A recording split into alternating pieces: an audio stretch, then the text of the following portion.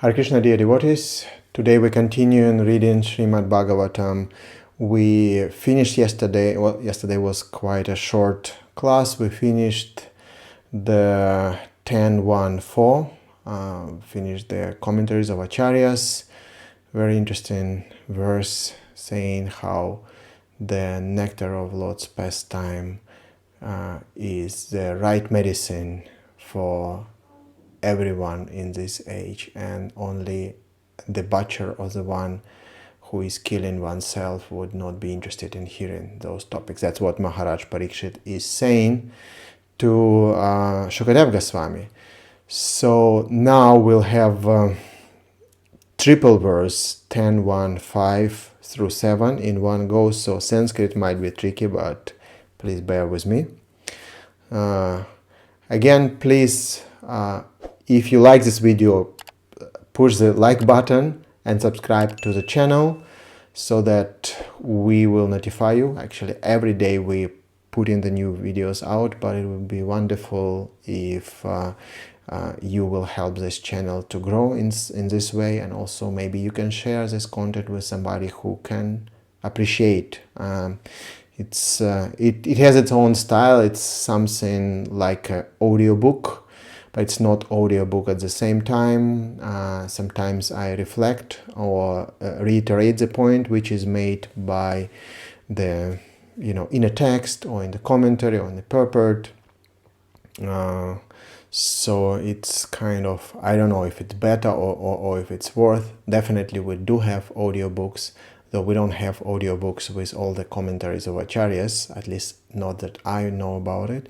And also what we do here is we read 10th Canto, but we also read Krishna book as a summary study of 10th Canto. Then we read appropriate chapter of Srimad Bhagavatam with all the Srila Prabhupada's purport and all the commentaries of the Acharyas which we have, and then we read Ananda Vrindavan Champa, Gopal Champa, or we will be reading rather, because we are not there yet. But this is what this channel is for. It's pure Krishna Katha, hopefully helping us with our Shravanam and Smaranam and developing desire to knowing more about Krishna, right? This is where we want to go. We want to go back to Krishna, and we need to develop aspiration. We need to develop eagerness to go there. So hopefully reading the 10th Canto will help us to do exactly that. So that's the idea.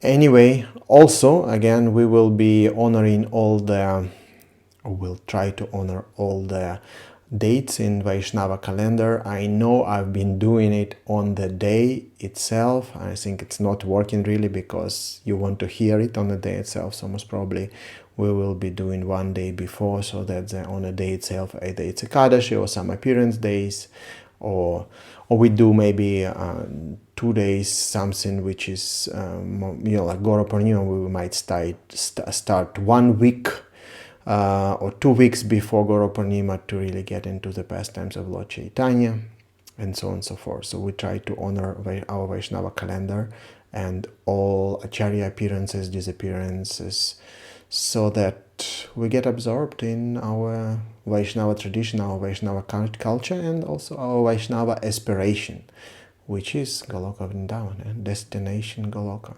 This is another podcast which we start in soon, Destination Goloka, and I'll tell you, we already recorded first video. Anyway, I'll tell more about it once we record the second video. Okay, for now, let's start. Om Ajnanatimirandasya Gyananjana Shalakaya Chakshurmiritam Yena Tasmai Shri Gurave Namaha Mukam Karoti Vachalam Pangum Langayate Girim Yat Kripatamaham Vande Shri Guru Dena Taranam Namam Vishnupadaya Krishna Prishtaya Bhutale Srimate Bhaktivedanta Swami Niti Namine Namaste Sarasvate Devi Gauravani Pracharine Nirvishesha Shunyavadi Pashitya Deshatarine Vanchakalpatarupyasya Kripa Sinhum Yevacha Pritanam Pavanipyo Vaishnavipyo Namo Namaha. Jai Shri Krishna Chaitanya Prabhu Nityananda Shri Advaita Gadadhara Shri Vasadi Gaura Bhakta Vrinda Hare Krishna Krishna Krishna Hare Hare Hare Ram Ram Ram Hare Hare. Om Namo Bhagavate Vasudevaya. Om Namo Bhagavate Vasudevaya. Om Namo Bhagavate Vasudevaya.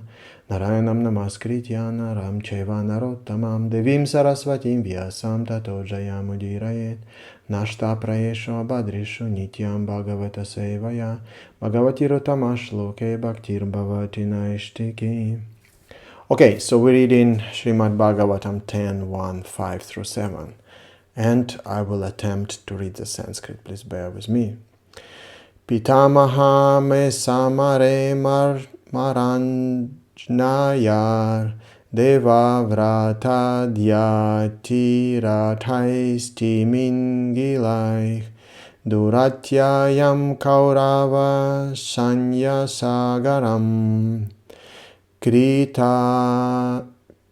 Kritvataran vatsapadam smayat plava Draunyastra viplushtamidam madangam Santana bijam kuru pandavanam Jugopa kukshim gata atta chakro Matuscha meya sharanam gatayah Viryani tasya kila deha bhajam Antarbahi purusha kala rupai Prayachato mrityu mutamritam cha Maya manushya vadasva vidvan. Okay, we made it, not so bad. Translation. Taking the board of Krishna's lotus feet, my grandfather Arjuna and others crossed the ocean of the battlefield of Kurukshetra, in which such commanders as Bhishmadeva resemble great fish that could very easily have swallowed them. By the mercy of Lord Krishna, my grandfathers crossed this ocean, which was very difficult to cross, as easy as one steps over the hoof print of a calf. Because my mother surrendered unto Lord Krishna's lotus feet, the Lord, Sudarshana Chakra in hand, entered her womb and saved my body, the body of the last reigning descendant of Kurus and the Pandavas, which was almost destroyed by the fiery weapon of Ashwadama. Lord Shri Krishna, appearing within and outside of all materially embodied living beings, by his own potency in the form of eternal time, that is, as Paramatma and as Virat Rupa, gave liberation to everyone, either as cruel death or as life. Kindly enlighten me by describing his transcendental characteristics. Okay, Srila Prabhupada's purport. So this is, anyway, just to get the idea, the Parikshit Maharaj basically summarizes the glories of Krishna, how he helped Arjuna to cross over the battlefield of Kurukshetra, and how he protected him in Uttara's womb because of the devotion of his mother Uttara, and how, although the Ashwadama was about to burn him with his fiery weapon, and he says that Krishna is within and outside of every living being, and he give liberation to everyone as cruel death or as life. So now he wants to know more about him, right? As stated in Srimad Bhagavatam 10:14-58, Samashrita yepada pallava plavam mahatpadam punyayasho murare bhavam budhir vatsapadam parampadam padam yadvipadam natesham. Is famous verse of Lord Brahma's prayers. For one who has accepted the abode of the lotus feet of the Lord, who is the shelter of the cosmic manifestation and is famous as Murari, or enemy of Mura demon, the ocean of material world is like the water contained in a calf calf's footprint. His goal is Parampadam, or Vaikuntha, the place where there is no material miseries, not the place where there is danger at every step. One who seeks shelter at the lotus feet of Lord Krishna is immediately protected by the Lord. As the Lord promises in Bhagavad Gita 18:66, Aham tvam sarva papebhyo mokshayishyami ma shuchaha. I shall deliver you from all sinful reaction, do not fear. By taking shelter of Lord Krishna, one comes under the safest protection. That when the Pandavas took shelter at the lotus feet of Krishna, all of them were on the safe side of the battlefield of Kurukshetra. Parikshit Maharaj therefore felt obliged to think of Krishna in the last days of his life. This is ideal result of Krishna consciousness, Ante Narayana Smriti, Srimad Bhagavatam 2.1.6. If at the time of death one can remember Krishna, one's life is successful. Parikshit Maharaj, therefore, because of his many obligations to Krishna, intelligently decided to think of Krishna constantly during the last days of his life.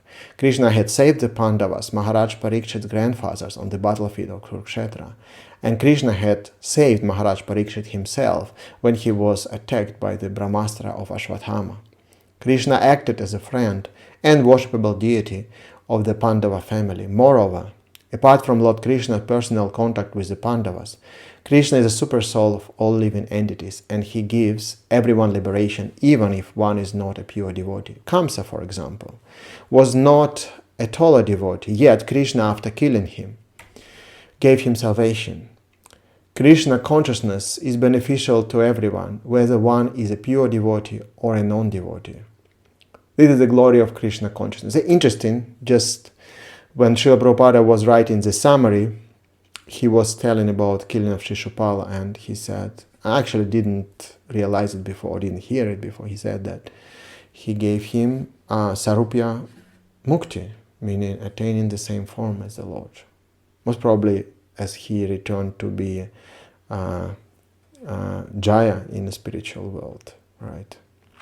Because it was his last birth. Anyway, Kamsa, of course, he was not one of the neither Jaya and Vijaya. Right? It was Shishupala and Dantavakra. Okay, this is the glory of Krishna consciousness. Considering this, who will not take shelter of the lotus feet of Krishna? Krishna is described in this verse as Maya Manushya because he descends exactly like a human being. He is not obliged to come here like karmis, ordinary living beings. Rather, he appears by his own internal energy. Sambhavamyatma Mayaya, Bhagavad Gita 4.6. Just to show favor to the fallen conditioned souls, Krishna is always situated in his original position as Satchitananda Vigraha, Brahma Samhita 5.1. And anyone who renders service to him is also situated in his original spiritual identity. Svarupena Vyavasthiti, Srimad Bhagavatam 2.10.6. This is the highest perfection of human life. Vishwanath Chakravarti Thakur. So interesting that I realized once I read this out loud that it's much easier, of course, to read Srila Prabhupada's purport. The language is much more kind of smooth and the understanding is much easier attained than reading Acharya's commentaries. And they often, though they also imbued with leelas and extra details, there's a lot of more technicalities. So Srila Prabhupada showed us a lot of mercy by giving us his purpose, which often is summary from other acharyas, but often, as you would see, actually Srila Prabhupada also put in a lot of his own realization and thoughts into it as well, because he said Krishna is writing these books, but of course their conclusions and conclusive truths never deviate from Vaishnava Siddhanta. Okay, so we read Vishwanath Chakravarti Thakur to this commentary, to this verse. I should also hear the topics of Krishna because he is the protector of our dynasty. Thus he speaks this verse. My grandfather crossed the ocean of the Kaurava family, though it was difficult to surmount because of Bhishma and Asa. Devavratadi, who could defeat the Devatas, Amarjayaih, Amar, leave it, who were like Timilgila fish, making it insignificant like a calf hoof print. So it was a huge ocean with Bhishma and other demigods and great warriors, but Krishna made it like a hoof print. The cause was surrender to the lotus feet of Krishna, Yat Palava, the boat. Please speak about that person. Surrender to his lotus feet enables one to cross the ocean of material existence. I must certainly hear about Krishna because he is my only protector. With this in mind, he speaks this verse. The holder of chakra, Atta Chakra, Krishna, just by his club, this mentioned in the first canto, entered into my mother, who had surrendered to him, easily saved this body, burned in parentheses, viplushtam. I think I need to read, because very often what happens here is that when Vishwanath Chakravarti Kur, for example, but also other acharyas say something, then they put specific Sanskrit word from the verse which they refer to. So he said like, save this body burned, viplushtam, means this is most probably the burned, from the heat of Ashwatthama weapon, in parentheses, Drauni Astra. Also Drauni, his Ashwatthama, because he was a son of Drona. Cha indicates that he also protected the limbs of his mother. Krishna's topic should be heard because he alone bestows the final goal on all. With this intention, the present verse is spoken among all those with material bodies, Akila Deha Bhajam. Speak about he who awards death to those envious of devotees, Bahih, and eternal life to those who are his dear devotees, Antar. To devotees like Vasudeva, he bestows bliss in the form of his human form, two-handed or four-handed, and to people like Kamsa, he appears as time or death. According to statements of Bhagavatam, like the prescription of a rock candy to a person afflicted with jaundice, though the Lord first appears as time to award death, he later awards them liberation. Prayachata, given, is used in present tense to indicate that it is being seen before his eyes, or to convey that eternal nature of the Lord's pastimes. Maya Manushya means the Supreme Lord equipped with an eternal energy called Maya, rather than a human with material body. Madhya Bhashya Pramanita Shruti, it was more Sanskrit words that I anticipated. Madhya Bhashya Pramanita Shruti says, Ato mayam Vishnum Pravadanti Manishinah. Thus the sages call him Maya Vishnu. Vishnu, who possesses the energy called Mayam. As I said, it's a bit technical. Okay, Srila Jiva Goswami. 3 verses indicate that he should constantly hear about Krishna, since his whole family was dedicated to him. The 4 were very courageous. Bhishma, the chief warrior, Devavratadi, was difficult to kill because he was fixed in his vow, since he could die at will. The enemy was difficult to overcome, since Bhishma protected them. Ekadasha Sahasrani Yodhayet Yastu Dhanavam Astra Shastra Pravinascha Maharatha iti smrita Amitah Yodhayet Yastu Samprokto Tirathastu Saha. A Maharatha is one who can fight alone with 10,000 archers, who is an expert in both weapons and scripture, and Atiratha is one who fights with unlimited troops. It's interesting that when I think I think maybe when Krishna, somebody was really getting at, Bhishma, right. When Bhishma was describing the army to Duryodhana before the battle of Kurukshetra, he really had a tense relationship with Karna, and we know that Karna said, "I will not fight," because he was always getting on Karna's case, because Karna, for whatever reason, was a bad influence on Duryodhana, who is, of course, need not to have any bad influence. He was already a bad influence for anyone. Anyway, so Bhishma was really kind of, he didn't like him, and he also said that I will also not fight if Karna will be fighting. So basically they both vowed not to fight if the other is present. So when Bhishma was explaining to Duryodhana different grades of warriors, he was saying who is Maharatha, who is Atiratha in their army, as well as who is Maharatha and Atiratha in Pandava's army. And then he said, okay, there's also Rathas and like half Rathas, like really weak ones. So he called Karna like he's like half Ratha. He's really like, he's not even, he's not Maharatha, he's not Atiratha, he's not Maharatha, he's not Ratha, he's like a half Ratha. I forgot the term, but anyway, so he really insulted him. And of course, Karna became furious and stormed out of the room. Anyway, coming back. The troops of Duryodhana and others were like the ocean because of their immense numbers. The word Sma indicates that it was well known. Krishna's feet were like a boat, enabling Arjuna to defeat the enemy.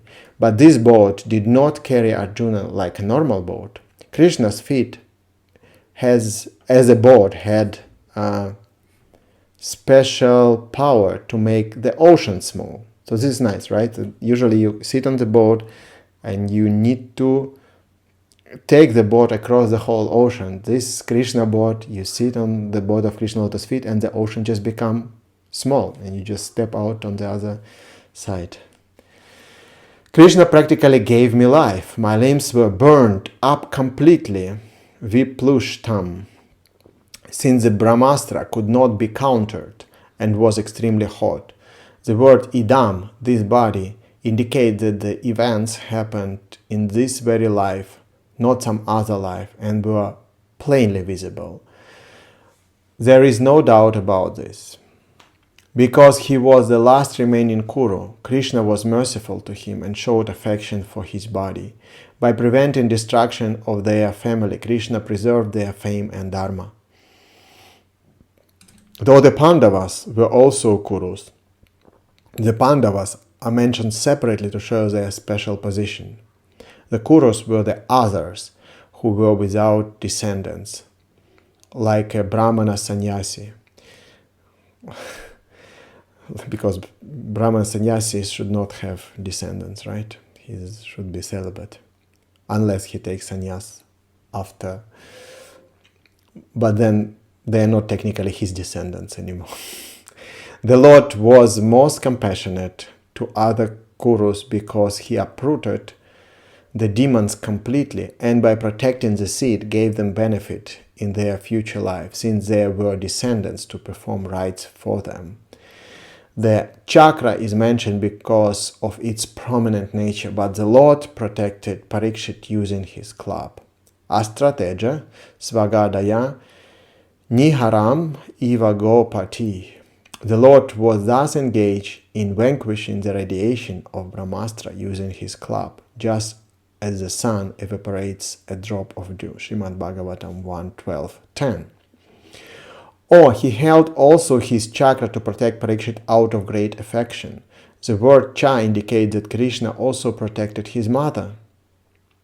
She was saved because of the child in her womb. Otherwise, she wished to die with her husband.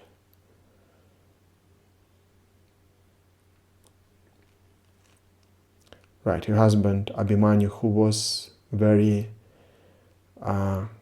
cruelly killed by ganging, Kurus ganging up on him and trapping him and killing him. This and previous verse indicate that Parikshit would be ungrateful if he were to remain disinterested in the topics of the Lord. My topics are recommended for those who are liberated. My topics confidential are for persons like you. These topics should be hidden from materialistic people. Fearing such a...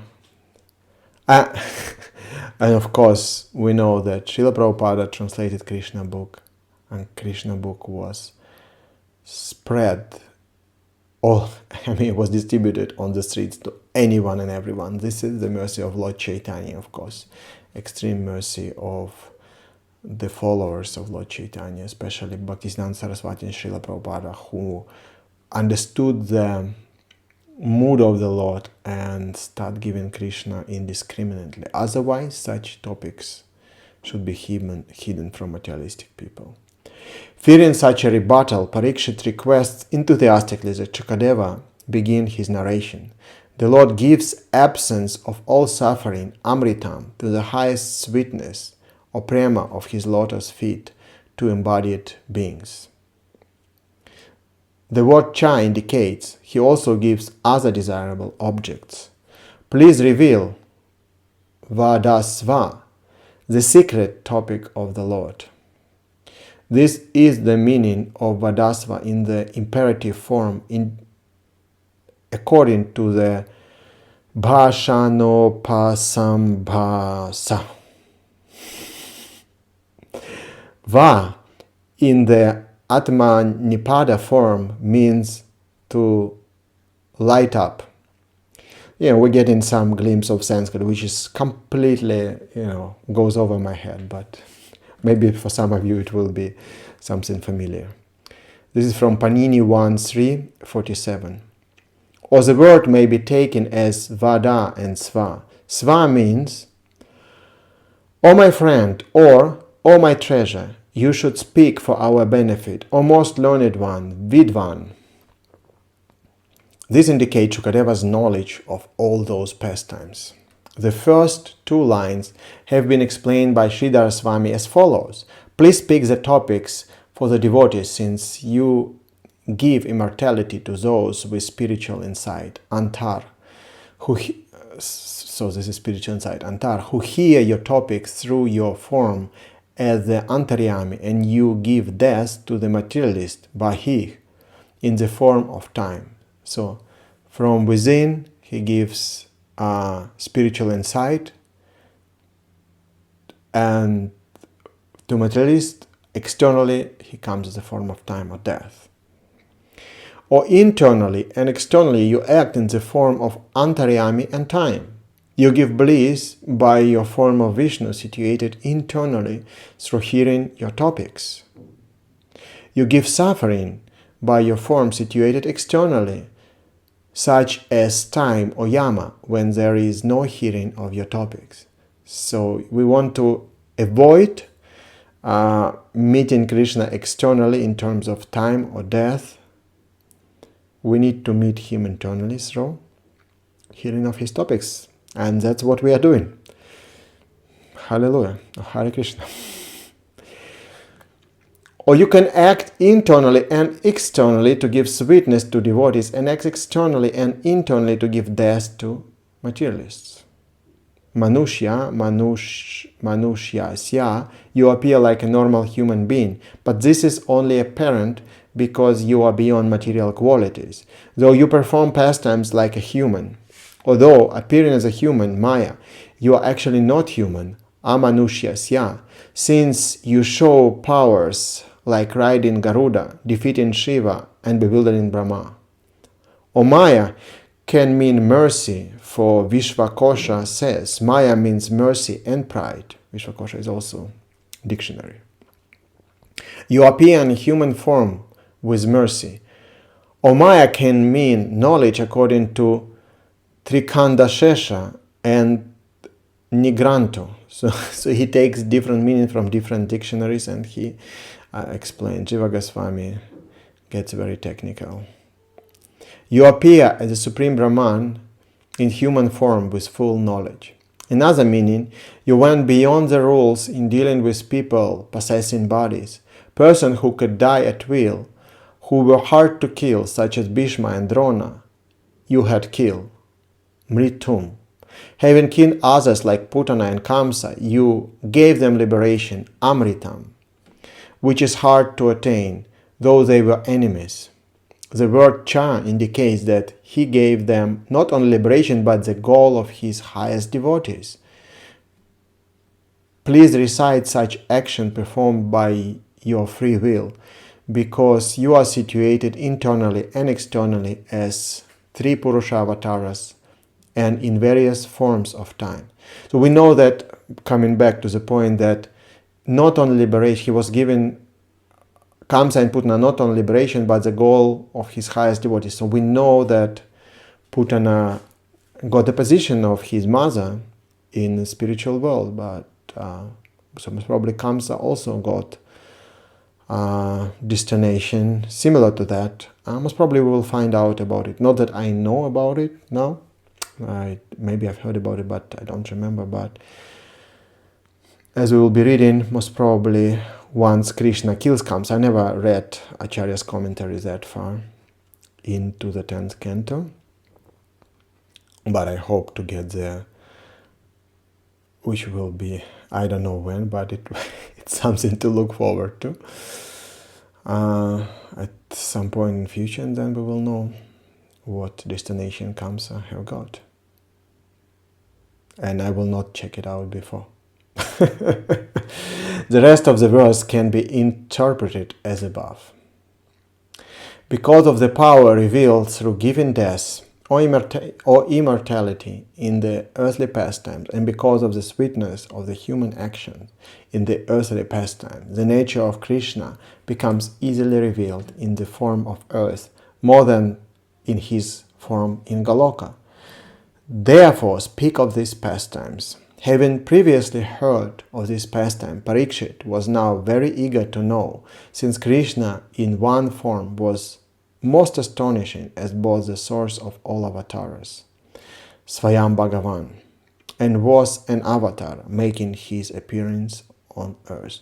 So Krishna was the source of all avatars, and at the same time he was an avatar because he came to earth. Okay, this concludes the, we don't have Sanatana Goswami commentary to this verse. It concludes Shivadeva Goswami commentary.